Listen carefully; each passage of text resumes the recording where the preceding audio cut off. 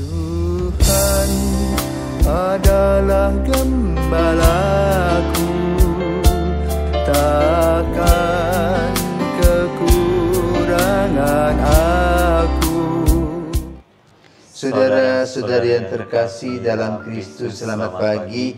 Salam jumpa lagi dalam Sabda Siap Saji, Jumat 28 April 2023. Marilah kita berdoa dalam nama Bapa dan Putra dan Roh Kudus. Amin. Allah Bapa Maha Kuasa, kami telah menerima rahmat kebangkitan Kristus. Semoga berkat bantuan cinta kasih Roh Kudus, kami mampu bangkit menuju kebaruan hidup. Dengan pengantaran Yesus Kristus, Putra-Mu Tuhan kami, yang bersama dengan Dikau dalam persatuan Roh Kudus, hidup dan berkuasa Allah sepanjang segala masa. Amin. Amin. Tuhan bersamamu Dan bersama rohmu. Inilah Injil Yesus Kristus menurut Yohanes. Dimuliakanlah Tuhan. Di rumah ibadat di Kapernaum, orang-orang Yahudi bertengkar antara mereka sendiri dan berkata, bagaimana Yesus ini dapat memberikan dagingnya kepada kita untuk dimakan? Maka kata Yesus kepada mereka, aku berkata kepadamu, sesungguhnya jikalau kamu tidak makan daging anak manusia dan minum darahnya, kamu tidak mempunyai hidup di dalam dirimu. Barang siapa makan dagingku dan minum darahku, ia mempunyai hidup yang kekal, dan aku akan membangkitkan dia pada akhir zaman. Sebab dagingku adalah benar-benar makanan, dan darahku adalah benar-benar minuman. Barang siapa makan dagingku dan minum darahku, ia tinggal dalam aku, dan aku di dalam dia. Sama seperti Bapa yang hidup mengutus aku, dan aku hidup oleh Bapa. Demikian juga barang siapa memakan aku akan hidup oleh aku. Akulah roti yang telah turun dari surga, bukan roti seperti yang dimakan nenek moyangmu, dan mereka telah mati. Barang siapa makan roti ini, ia akan hidup selama-lamanya. Semuanya ini dikatakan Yesus di Kapernaum ketika ia mengajar di rumah ibadat. Demikianlah sabda Tuhan. Terpujilah Kristus. Romo, saya ingin bertanya, apakah kasus kita ini sama seperti Sumanto, si kanibal itu? Bagaimana Yesus menyarankan kita untuk makan daging manusia? Nah,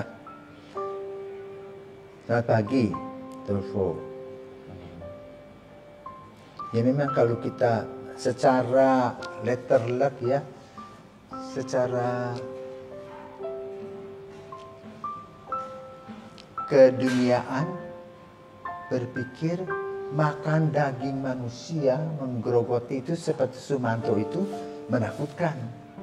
Ya, maka di dalam Injil ada dua kelompok. Ya, yang satu melihatnya secara keduniaan, bahwa itu sadis. Ya. Maka mereka meninggalkan Yesus. Namun para murid yang lain berpikir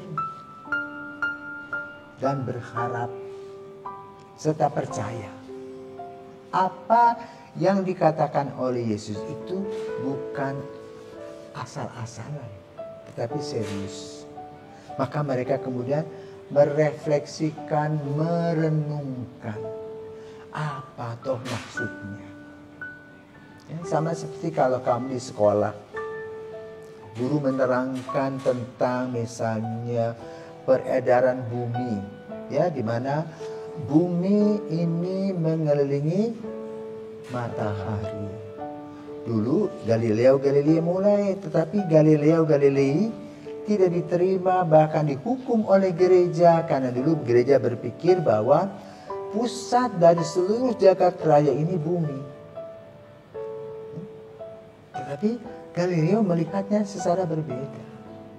Dan sekarang gereja memahami apa yang dipikirkan dan ditelusuri oleh Galileo Galilei, di mana matahari adalah pusat peredaran bumi.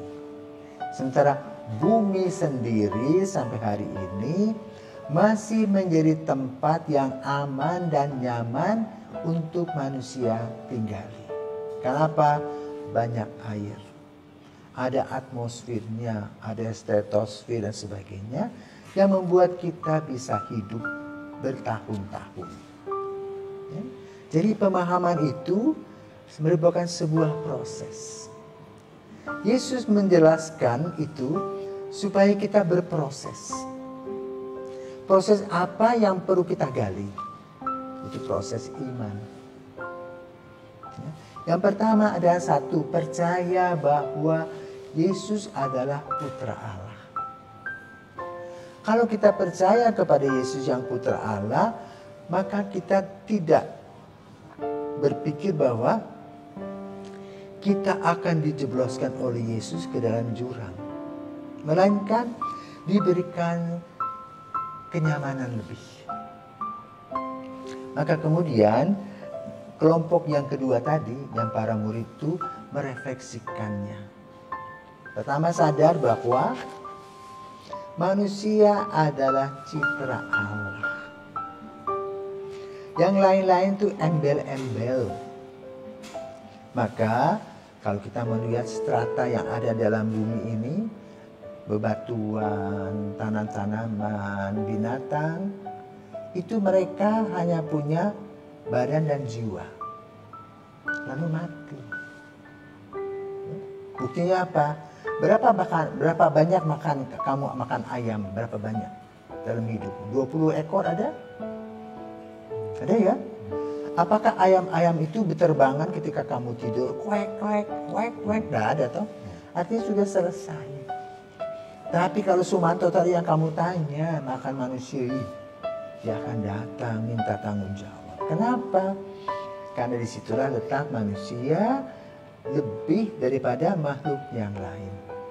Diberikan nafas oleh Tuhan dan mempunyai sifat kekekalan. Nah, kekekalan inilah yang perlu dipertahankan.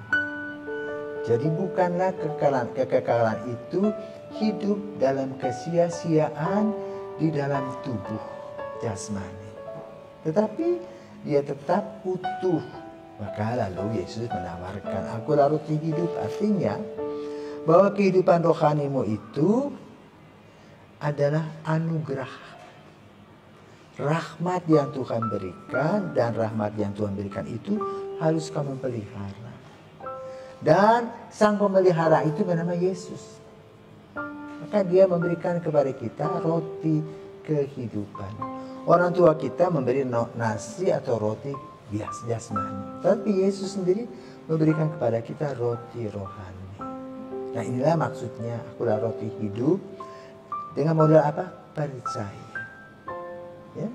Kalau kita percaya, maka kita akan mendapatkan keselamatan. Jadi yang Yesus minta, hanya minta modalnya percaya. Kalau kamu percaya, kamu berpikir positif. Ya. Inilah yang sebetulnya yang harus kita gali diolah. Ya. Bahwa Tuhan Yesus memberikan kepada kita kenyamanan, keamanan, dan kehidupan yang terus berlangsung dalam kebahagiaan. Ya, dengan menyantap tubuh Kristus, kita mempersiapkan hati, pikiran kita secara rohani untuk menjelang kebahagiaan dan keabadian. Ya, jadi beda dengan Sumanto. Ya, Yesus beda. Karena itu mari kita senantiasa berdoa dan mencari kesempatan untuk selalu hadir dalam Ekaristi. Kenapa? Setelah perjalanan gereja jauh, ya, kata-kata Yesus itu direnungkan sebagai Ekaristi. Allah yang hadir dalam tanda-tanda yang menyelamatkan. Selamat pagi saudara terkasih, Tuhan memberkati. Amin.